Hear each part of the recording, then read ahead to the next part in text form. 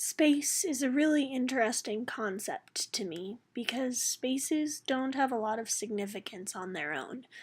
But when we assign a space a purpose or a memory is associated with a space, it becomes meaningful. When a purpose calls out or points to something emotional, something meaningful, the dynamics of the location changes dramatically. A college campus, for example, can be a scary place, especially for an incoming freshman who's never left her hometown, who doesn't know how little she knows about the real world.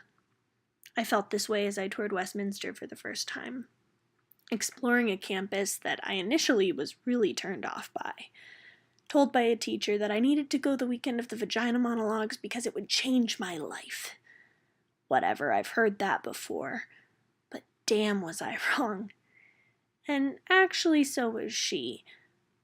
She was right in the fact that the show did change my life, but in a way that was so much more dynamic than I ever could have anticipated. For the first time in my life, I listened to people talk about rape, about incest, about abusive relationship. Fuck.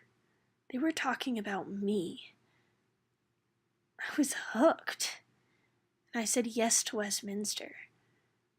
V-Day was the best part of my year. I had never had a space to talk about what I had lived through or a chance to share space with other people who'd lived through similar experiences. But that space had been created for me, and it was almost addictive.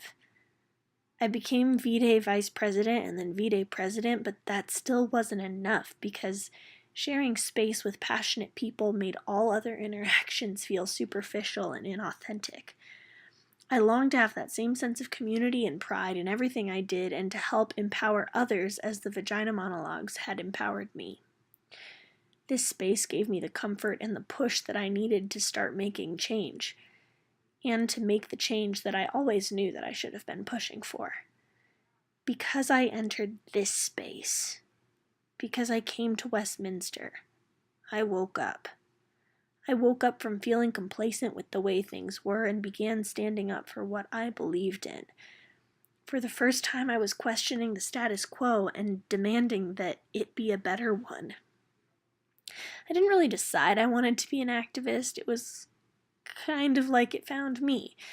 It was like figuring out who I was supposed to be for the first time and knowing that what I was doing had a purpose and that that purpose was important. When I see problems that aren't being addressed, I do something now. I've started petitions, organized events, interviewed people, researched, held forums, and I hope to keep doing that and so much more.